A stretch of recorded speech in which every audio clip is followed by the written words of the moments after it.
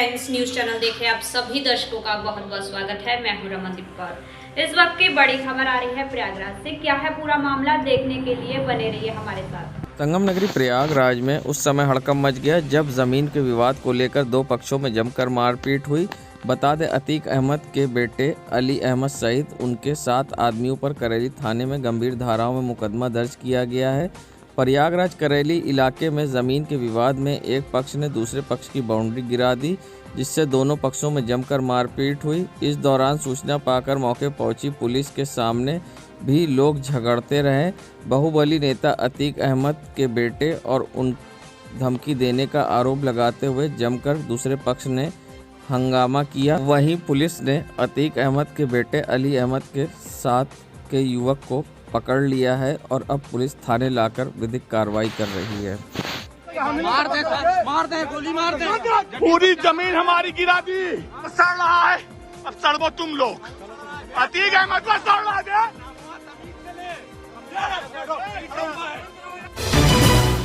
संगम नगरी प्रयागराज, जहां 2022 का कल आगाज होगा और फिर से नए साल में सब प्रवेश करेंगे, वहीं नए साल को लेकर हर कोई उत्साहित है। जानी किन राशियों के लिए शुभ है 2022 और किन भगवान की करनी है पूजा और किनको लगाना है किस तरह से भोग, क्या है खास और व्यापार के लिए कैसा रहेगा 2022, आइए जानते हैं। ओम गणपति नमः। नया साल 2022 का आगमन होने वाला है और हम सब इस समय एक्साइटेड है नए साल के आगमन के लिए। पर बहुत से सबके मन में कन्फ्यूजन होता है कि यह साल कैसा जाने वाला है। तो आइए बात करते हैं कि यह साल कैसा जाएगा। जो 2022 है, अगर हम राशियों की बात करते हैं तो यह साल वृषभ राशि के लिए अच्छा जाता हुआ दिखाई दे रहा है। तुला राशि के जातकों के लिए अच्छा जाता हुआ दिखाई दे रहा है। कर्क लग्न के लिए ये साल अच्छा जाता हुआ दिखाई दे रहा है।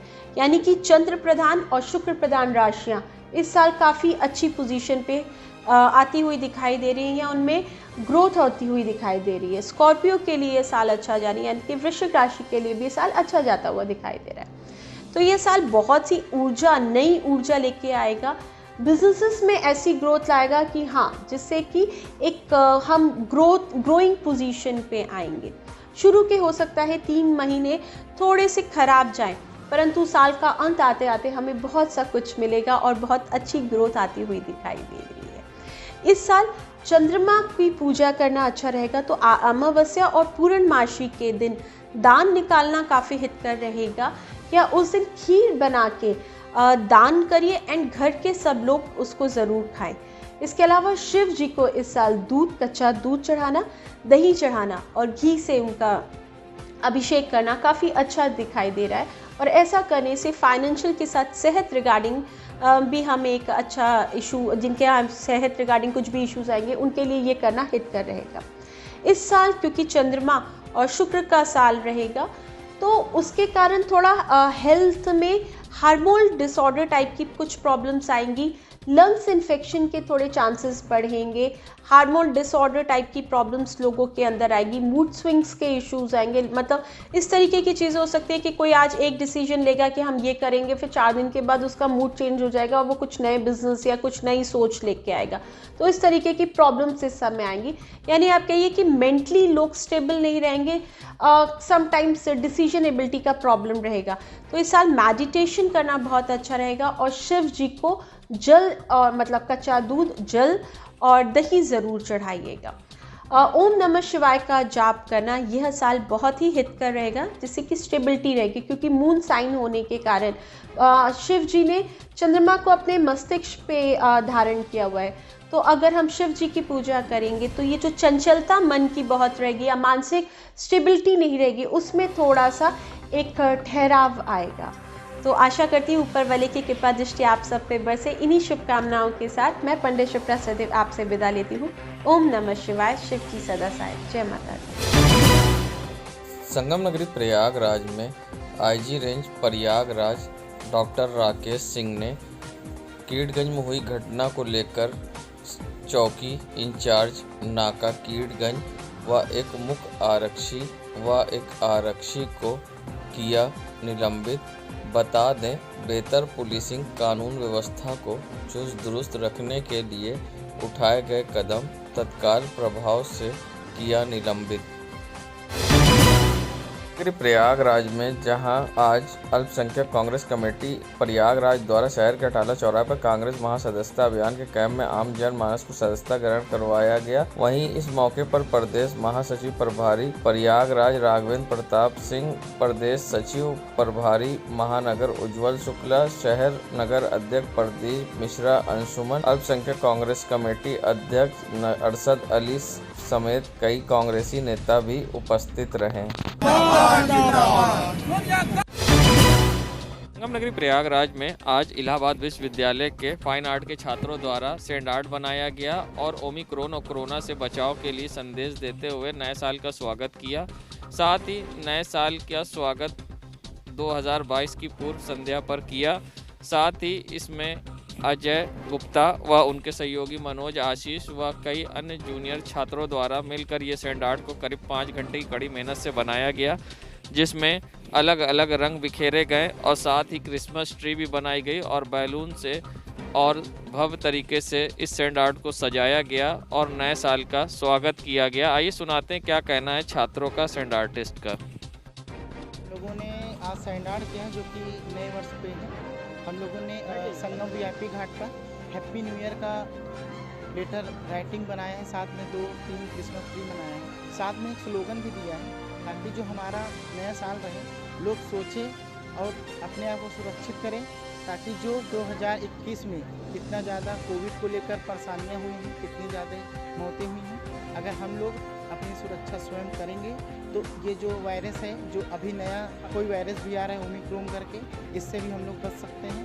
और साथ में ये संदेश दिया है कि इस बार नया साल अपना सुरक्षित स्वयं सब लोग साल का आखिरी दिन है और हम लोग आज पुराने साल को अलविदा कह रहे हैं और नए साल का स्वागत करने जा रहे हैं।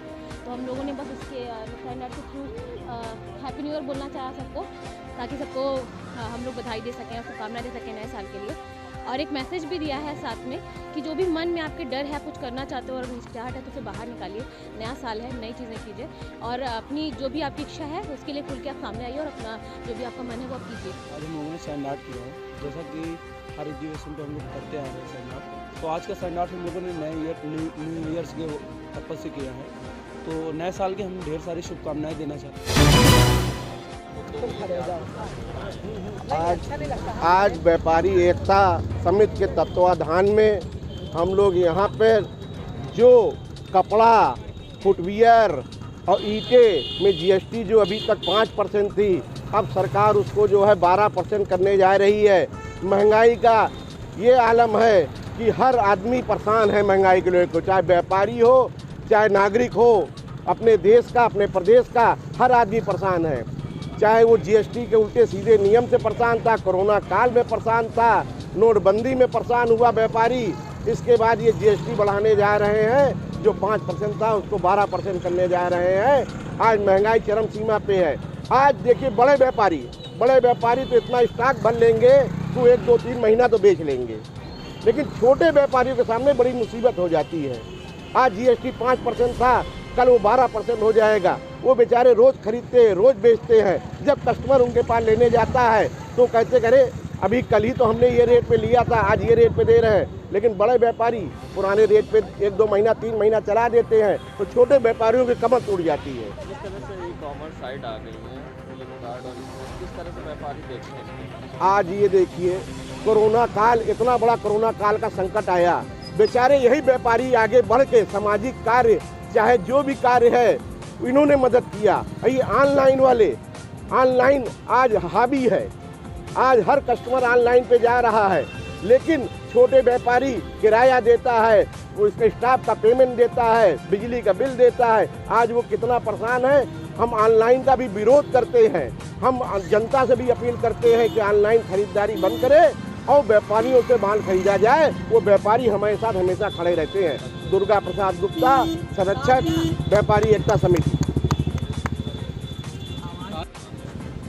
सरकार से मांग करते हैं जीएसटी सरलीकरण के साथ साथ जो 5 से 12% कपड़ों में, रेडीमेड्स में, जूतों चप्पल में, यहाँ तक कि कफन में भी 12% करने जा रहे हैं। यही सब मांगों को लेकर आज हम और साथ ही साथ मंडी समिति जो 1.5% जो अभी नहीं थी, लेकिन 1.5% ये सरकार ने 1 दिसंबर से लागू कर दी है, जिसमें गेहूँ, चावल, दाल जैसे अनाज भी महंगा हो जाए। इसी सब मांगों को लेके यहाँ पर प्रदर्शन किया, मांग किया कि तुरंत तत्काल मंडी समिति वापस ली जाए और जीएसटी सरलीकरण किया जाए और 5% रहने दिया जाए। विजय गुप्ता, व्यापारी एकता समिति प्रदेश अध्यक्ष। संगम नगरी प्रयागराज में जहां कीटगंज में आबकारी विभाग के सिपाही द्वारा गोली चलाए जाने से 4 लोग घायल हुए और 2 की हालत गंभीर थी, जिसके बाद स्थानीय लोगों में आक्रोश था और आरोपी के घर पर लोगों ने आगजनी भी की थी, जिसका वीडियो अब सोशल मीडिया पर तेज़ी से वायरल हो रहा है, जिसमें साफ तौर पर देखा जा रहा है किस तरह से लोग घर का दरवाज़ा तोड़ रहे हैं और आगजनी घर में आग लगा दी है और किस तरह से लोगों ने हथौड़ी और पैरों से दरवाज़ा तोड़ते हुए घर में आरोपी के घर पर आगजनी की है। आप देख सकते हैं ये वीडियो अब सोशल मीडिया पर तेज़ी से वायरल हो रहा है।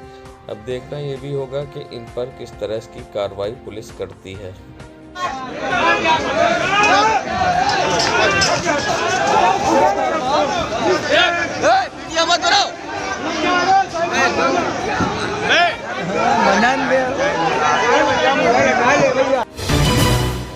कीटगंज क्षेत्र में एक ही परिवार के 2 लोग को गोली लगने से हड़कंप मच गया था, जहां छोटे बेटे की देर रात मृत्यु हो गई, जिसके लोगों में आक्रोश और घर वालों में शोक का लहर था। वहीं महापौर अभिलाषा नंदी गुप्ता पीड़ित परिवार से मिलने पहुंची उनके घर, जहां कीटगंज स्थित उनके घर पर अभिलाषा नंदी गुप्ता ने मुलाकात की और साथ ही उनकी मां को ढाढ़स बंधाया और दोषियों के खिलाफ कानूनी कार्रवाई की बात कही और दोषियों को नहीं बख्शा जाएगा, उन्होंने वादा की। नगरी प्रयागराज में कीटगंज गोलीकांड का अब वीडियो सामने आया है, जिसमें साफ तौर से देखा जा सकता है कि किस तरह से गोली चलाई और कई बार खुलेआम सड़क पर गोली लोगों को मारते दिखाई दे रहा है सिपाही। बता दें अब इसका सीसीटीवी सोशल मीडिया पर तेज़ी से वायरल हो रहा है, जिसमें सिपाही विमलेश से किसी बात को लेकर विवाद हुआ था, जिसके बाद वो घर से सीधा निकला और रिवॉल्वर उठाते हुए गोली मारी, जिसके बाद दौड़ाकर दोनों को गोली मारी, फिर लौटकर आया और फिर दूसरे को गोली मारी। आप वीडियो में साफ देख सकते हैं किस तरह से सिपाही ने गोली चलाकर मारते हुए वहां से फरार हो गया।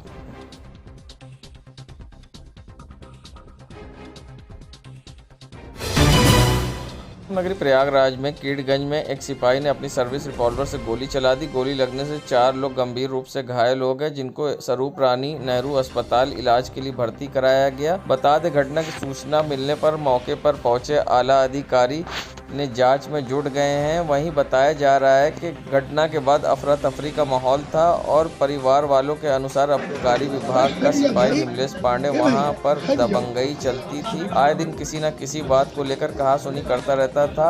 आज भी कहासुनी के बीच रिवॉल्वर से गोली चला दी, जिसमें 4 लोग जख्मी हो गए, जिसमें से 2 लोग भाई हैं और संदीप गुप्ता बड़ा भाई और विशाल गुप्ता छोटा भाई, दोनों भाई को गोली लगी है और दोनों की हालत नाजुक बताई जा रही। वहीं अन्य 2 लोग की हालत सामान्य है। विमलेश पांडे नाम के एक आबकारी सिपाही हैं दुकान के सामने। उसने वहाँ पे उस घर को कब्जा करके उसमें अपना कार्यालय बना रखा है। वहाँ पे 4-5 लोगों को ये बैठा हुआ था लेके और गाली बक रहा था वहाँ से। बड़े भैया के द्वारा मना करने पर उसने और कहा कि आज मैं तुम्हें गोली मार दूंगा और अपनी लाइसेंसी रिवॉल्वर लेके बड़े भाई संदीप गुप्ता को 2 गोली और छोटे भाई विशाल गुप्ता को 1 गोली, जो उसकी आँख से लग के सर को फाड़ते हुए निकल गई, मारा और कहा कि मैं पूरे खानदान को तुम्हारे ख़त्म कर दूंगा। यहाँ पर जो है अभी थोड़ी देर पहले घटना है कि 4 लोग घायल हैं और वहाँ विवाद हुआ और एक आबकारी का विमलेश नाम का एक आरक्षी है जिसको साथ निलंबित बताया जा रहा है, उसके द्वारा गोली चलाना बताया गया और इसमें एक आदमी की गंभीर हालत है, 3 आदमी को 2 को कम चोटें हैं, तीसरे की भी इलाज हो रहा है और ये जो है स्थिति अभी 2 की सामान्य है। सपा नेता सलामतुल्लाह ने शहर दक्षिणी से टिकट के लिए आवेदन समाजवादी पार्टी से किया और साथ ही उन्होंने बड़ा दावा किया है 200 लोगों को अपने क्षेत्र से रोजगार देने का। आइए सुनाते हैं किस तरह से उन्होंने रोजगार देने का दावा किया है। देखिए, मेरा मुद्दा विकास का होगा, रोजगार का होगा। मैंने और भी लोगों से वादा किया है कि मैं अपने क्षेत्र की जनता को साल में लगभग 200 परिवार को मैं रोजगार दूँगा। 200 परिवार मतलब कि एक परिवार से एक व्यक्ति को मैं रोजगार दूंगा जो कि 10 से 15 हज़ार रुपया प्रति माह वो कमा सके, उनका पालन पोषण हो सके। अब आप पूछेंगे इसको हम कैसे करेंगे, तो इसको हम इस तरीके करेंगे, यदि हमें कामयाबी मिलती है और हम विधायक बनते हैं तो कोशिश करेंगे कि विधायक निधि से हम करें। लोगों को नहीं कर पाते, अगर किसी कानूनी अड़चन आती है तो हम खुद अपने पास से फाइनेंस करेंगे। इतना पैसा हम फाइनेंस करेंगे कि लोग 500 रुपया रोज कमा सके। तो 10,000 का लोन लूँगा अपने पास से, और ऐसा नहीं है कि 10,000 इन्वेस्टमेंट करेगा और 500 रुपया लोग नहीं कमा पाएंगे। तो मैंने ये नीति रखी है, विकास की नीति, बेरोजगारी की नीति रखी है, अपने क्षेत्र में सौंदर्यीकरण की नीति है। पानी के लिए तरस रही है जनता, जो है करेली की जनता, लगभग करेली के 5,000 घरों में आज भी पानी नहीं जा रहा। आप देख लीजिएगा जाके अपने कैमरे से, मस्तान मार्केट में गड्ढे खुदे हुए हैं। आज 1 महीना हो गया पानी नहीं जा रहा है। कई टैंकर, एक आध टैंकर आ रहा है, नहीं तो लोग वो बेचारे बोरिंग जिन्होंने कराया, मैं उनका शुक्रगुजार हूँ कि वो अपने यहाँ से पाइप लगा लगा के पानी दे रहे हैं। तो कहीं ना कहीं मेयर भी विफल हो चुकी है। मेयर तो एकदम तानाशाह हो गई हैं। मुस्लिम बस्तियों में तो काम ही नहीं करा रही हैं, किसी तरह का 1 रुपये का काम नहीं करा रही हैं। और हमारे हिंदू भाई तो और खिसियाने हुए हैं उनसे। जाएँ तो ये क्षेत्र में निकले तो ये जिस दिन जाना रहता है उस दिन चूना छिड़का रही हैं। विकास तो कुछ हो नहीं रहा, गड्ढा मुख चिल्ला रही हैं, लेकिन पूरा प्रयागराज, पूरा शहर दक्षिणी गड्ढों से भरा हुआ।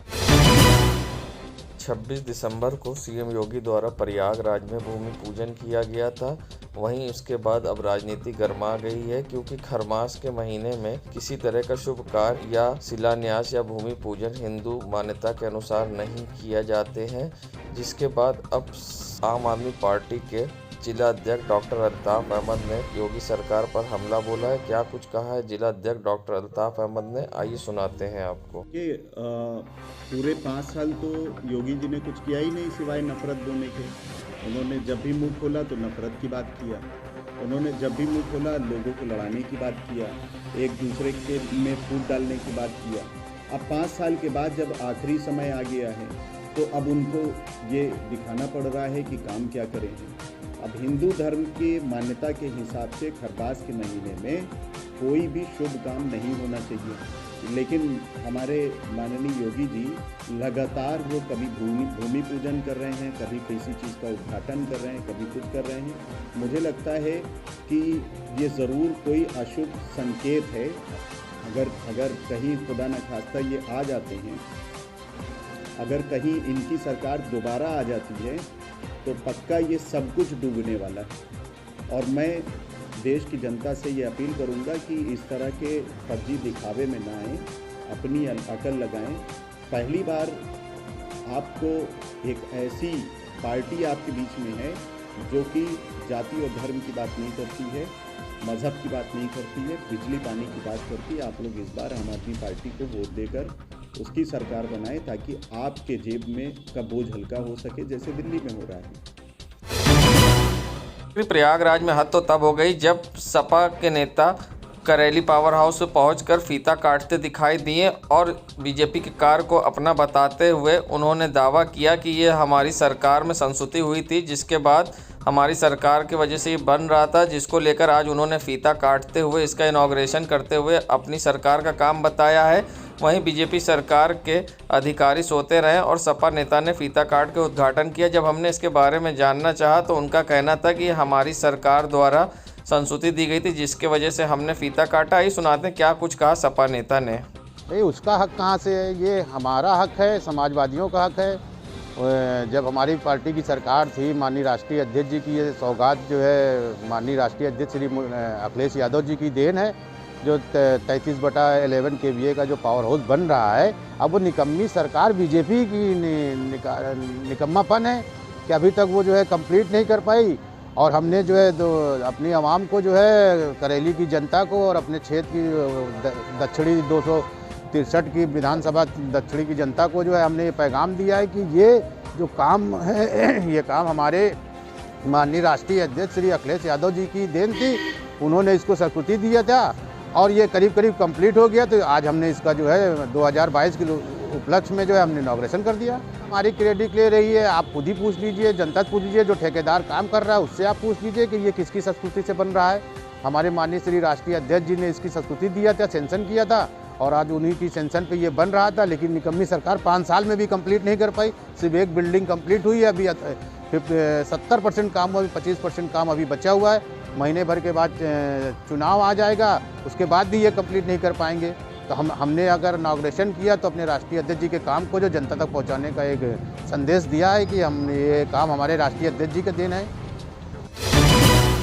संगम नगरी प्रयागराज में बीती रात हुए कीड़गंज गोलीकांड में अब नया मोड़ आ गया है, जहां अब छोटा भाई राजन गुप्ता की मौत हो गई है, जिसके बाद अब इस मोहल्ले वालों में आक्रोश है। वहीं पुलिस आरोपी की तलाश में जगह जगह दबिश दे रही। वहीं मोहल्ले वालों का और क्षेत्रीय पार्षद का कहना था कि मोहल्ले वालों में काफ़ी आक्रोश है, अगर 24 घंटे के अंदर नहीं पकड़ा गया आरोपी तो नए पुल पर चक्का जाम करेंगे। आइए सुनाते हैं क्या कुछ कहना है स्थानीय पार्षद का इस पूरे मामले पर।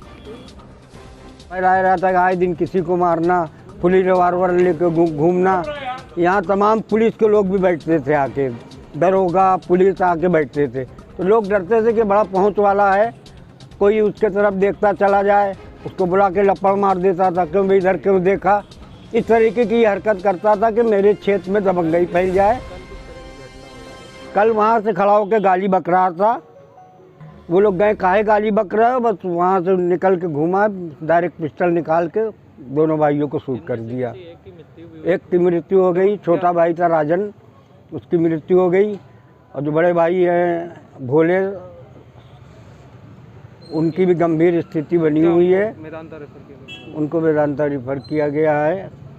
वो विधायक संजय गुप्ता जी के बहनोई हैं, तो वो भी काफ़ी प्रयास कर रहे हैं घटना की।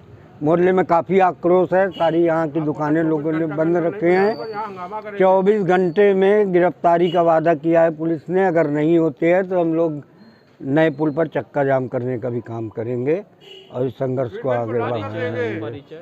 अकीलुर रहमान पार्षद।